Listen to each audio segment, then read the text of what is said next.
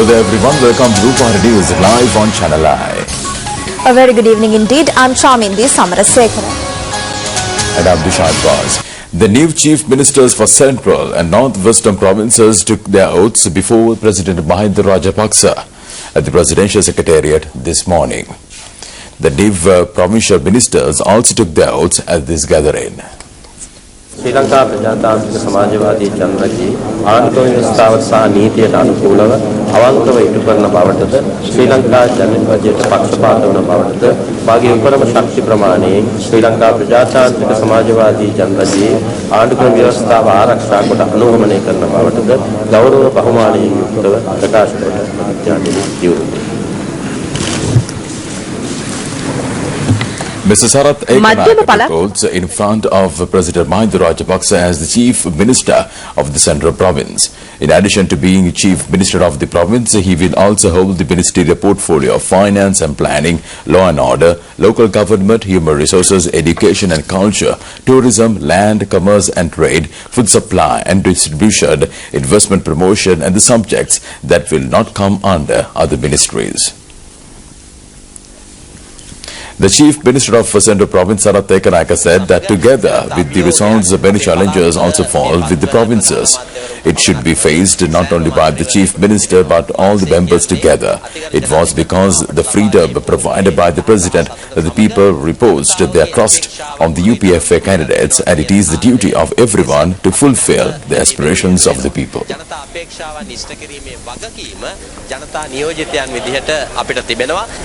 Mr. Dasari Jayasekara took oaths before the President as the Chief Minister for the Northwestern Province. In addition to being the Chief Minister of the province, he will also hold the ministerial portfolio of Finance and Planning, Law and Order, Local Government, Human Resources, Education and Culture, Tourism, Land, Commerce and Trade, Investment Promotion, Cooperative Development and Food Supply. Chief Minister of the Northwestern Province, Dasari Jayasekara, said that main reason for this victory was the huge political, economic development and social progress programs being implemented by the President. He said that he is duty-bound to thank the people of the Kurunegala district and the people of the Northwestern Province for the support extended to him. He said that to make this victory a successful victory, a huge development program will be launched to be implemented within the next few years in the Northwestern Province. The new ministers of the Central and Northwestern Provinces also took their oaths in front of the President. Mr. Edirivira Veeravardhana took his oaths as the Minister of Road Development, Transport, Power and Energy and Housing and Construction of the Central Province. Mr. Bandula Yalegama took his oaths as the Central Province Minister of Health, Indigenous Medicine, Social Welfare, Probationary and Child Care Services. Mr. Pramita Bandarthinakun took his oaths as the Central Province Minister for Sports, Youth Affairs, Women's Affairs, Rural Development and Industries. Mr. Ramazan Bhuttaya took his oaths as the Central Province Minister for Agriculture, Mine Irrigation, Livestock Development, Agrarian Services, Fisheries, Environment, Hindu Culture and Upcountry Infrastructure Development. Mr. H.M.D.B. Herath has been appointed as the Northwestern Province Minister for Health, Indigenous Health, Sports and Youth Affairs. Meanwhile, Mr. Gunadas Dehikama took his oaths as the Northwestern Province Minister for Road Development, Transport, Power and Energy and Housing and Construction. Mr. Sanath Nishant Pereira took his oaths as the Northwestern Province Minister for Agriculture, Fisheries, Livestock Development, Mine Irrigation and Agrarian Services. Mr. Sandhya Samantakumar Rajapaksa took his oaths as the Northwestern Province Minister for Social Welfare, Probationary and Child Care, Women's Affairs, Rural Industries Development and Village Development.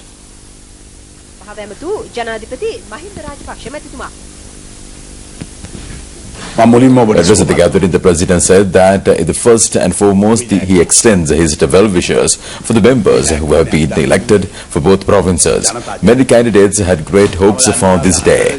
All of them are persons who will dedicate to their maximum capacity. However, there are only 4 ministerial posts that can be given for each province.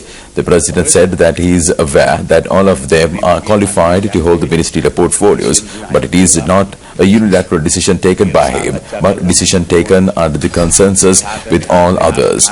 The President stressed that with this victory, the members should become more humble and we should not pass over the pain that we may get in the defeat of others.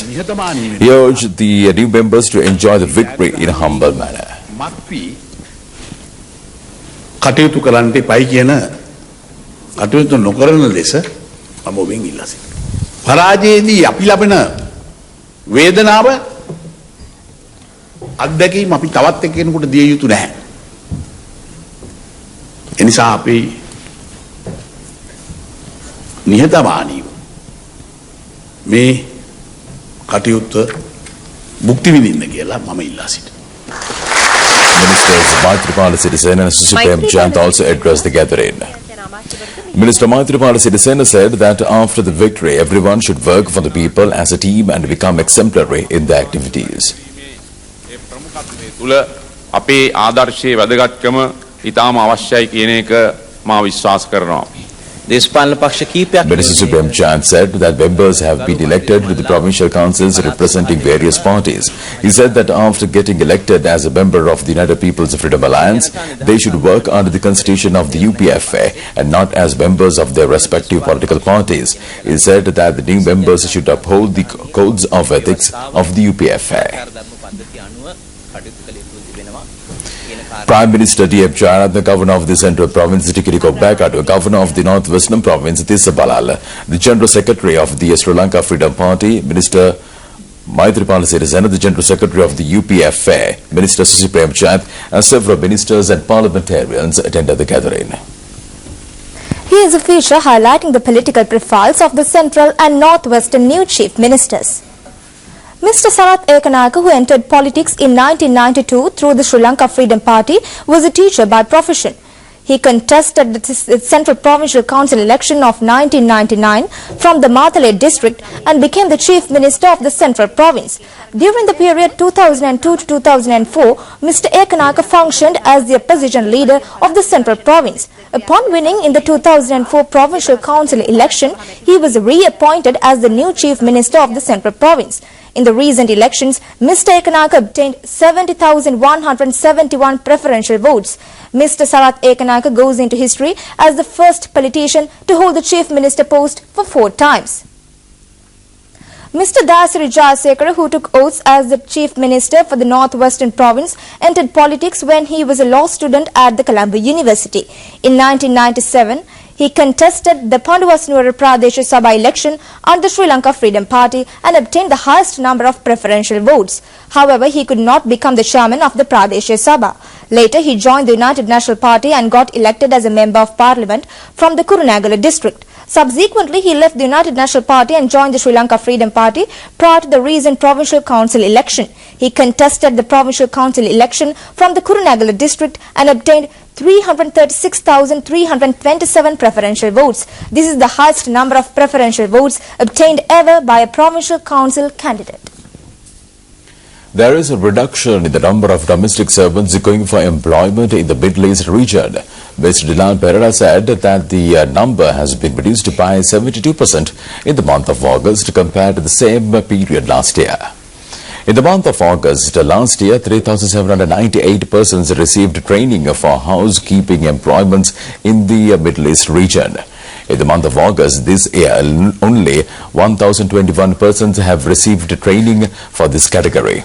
It is the objective of the government to minimize the number of women going for domestic service employment in the Middle East. The minister said that the program launched by him in this regard has become successful and the training of male persons is in the rise. Compared to last year, there is an increment by about 5,000 on the training of male employees. From January to September, 220,000 persons have gone for foreign employment.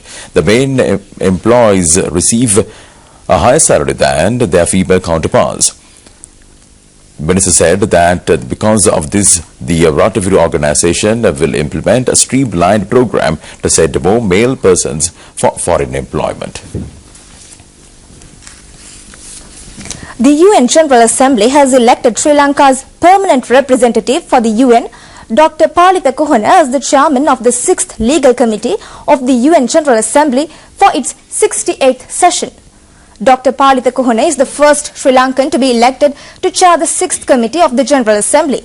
Ambassador Sir Claude Correa chaired the 5th Committee of UN Budget in 1958 and the 1st Committee on Disarmament in 1960. After a period of 33 years, Ambassador Stanley Kalpage chaired the 4th Committee on Decolonization in 1993. Dr. Palitha Kohana was the Foreign Secretary of Sri Lanka from 2007 to 2009 before he was posted to New York as the permanent representative to the United Nations. The Asian Development Bank forecasts a healthy growth of 6.8% for Sri Lanka's economy and an inflation of 7% this year. This has been shown in the Asian Development Output Supplement released by the bank yesterday. The ADB stated that the growth in Sri Lanka started to recover in 2013 from a dip in 2012. It predicted that eased monetary policy, continued recovery in services and improvement in agriculture will support stronger performances in the second half of this year. It also predicted a 7.2% growth rate for the next year with an inflation of 6.5%. Many countries have commended the preliminary arrangements that have been made by Sri Lanka for holding the Commonwealth Heads of State Summit. Many world leaders have officially confirmed their participation in the summit.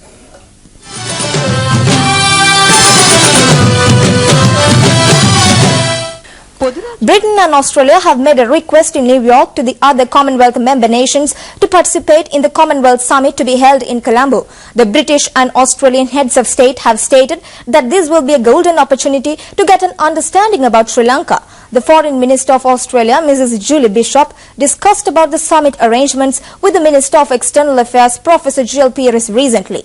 The discussions were held on the sidelines of the UN General Assembly sessions in New York.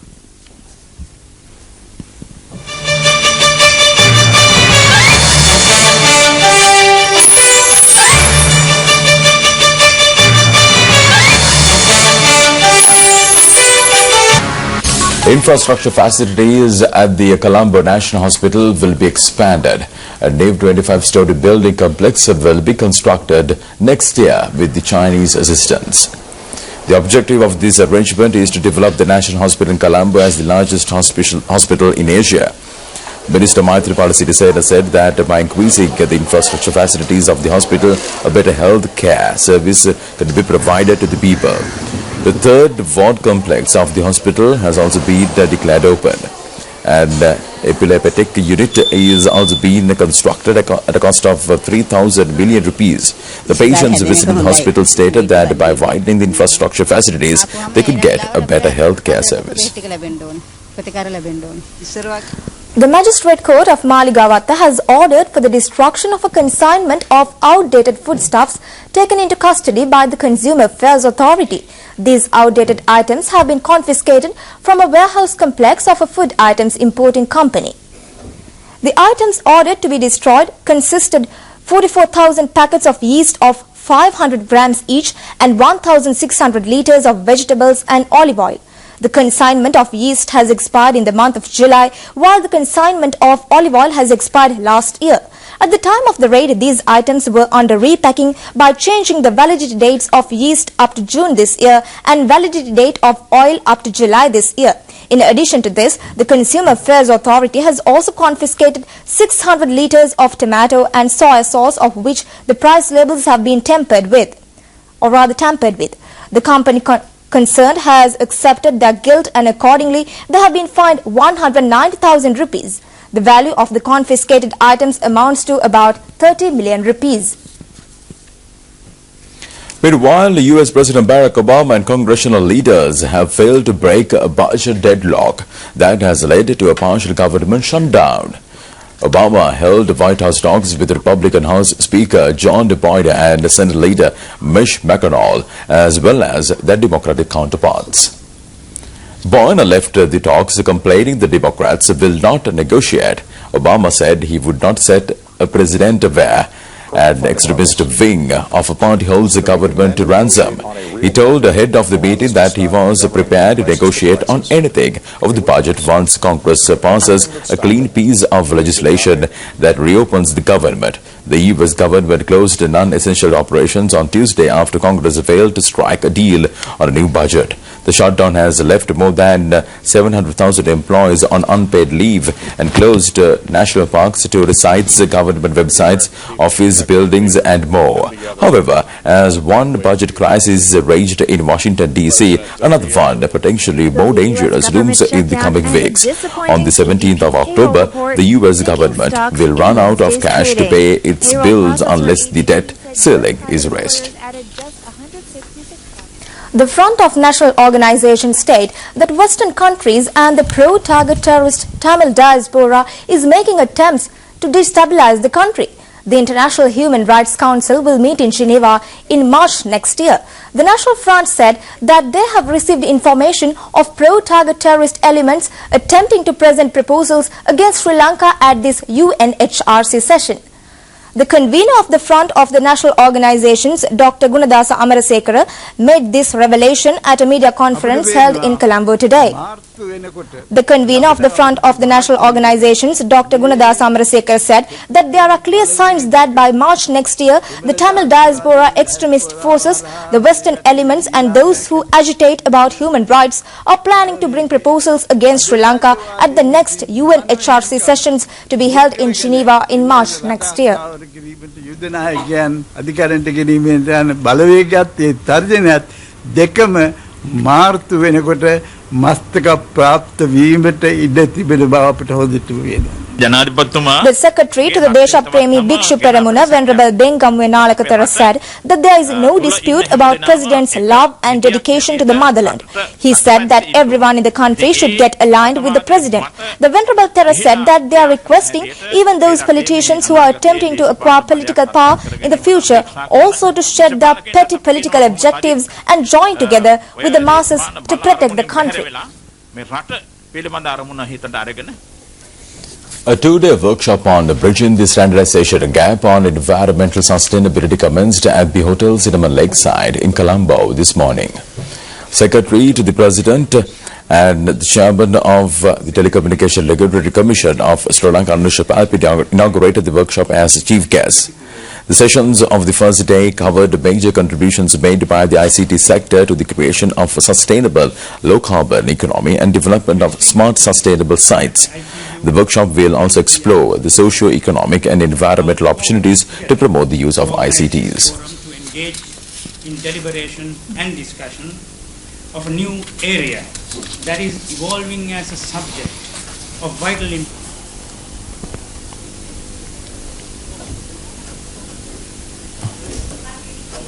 From 4 billion to 5 billion.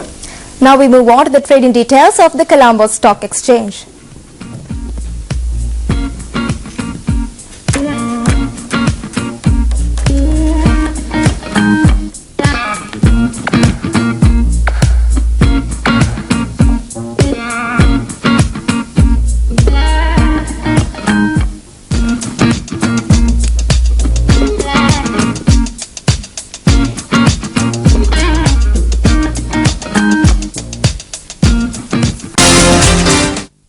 The Serendip Cup Rugby Tournament will start on the 26th of this month and will be held until the 1st of November. Sri Lanka is hosting this tournament. Madagascar and Portugal are the other countries participating in this tournament. The Sri Lankan team in this tournament will be led by parliamentarian Namal Rajapaksa. This is the first rugby tournament played in the country with the approval of the International Rugby Board. Sri Lanka won the one-day series between the New Zealand A team and the Sri Lanka A team by 2-1. The tournament was played at the Dambulla International Cricket Stadium.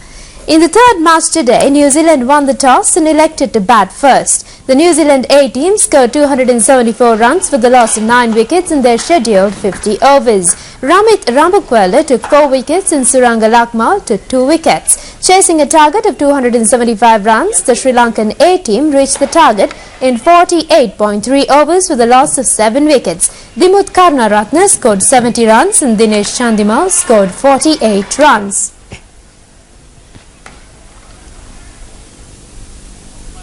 The LPL cricket tournament was started at the Pallekele International Stadium. The tournament will be played for 4 days. There were 4 matches in the first day today. In today's matches, Uva United, Katnaika All-Rounders, Avisavella Panthers, Kandy Lankans and Dankotua Super Youths won the matches. The final match for today was abandoned due to bad weather. It is significant that a ball made in Sri Lanka named Tough Ball is being used for this tournament. Each side has 8 players and the match is restricted for 8 overs per team. 6 matches will be played tomorrow as well. These matches can be viewed through Rupavahini's Channel I from 8:30 am tomorrow. That's all stories we have at the moment. Do join us once again tomorrow at the same time to take a look at the latest in the world of news. Till then, have a wonderful day. Good night.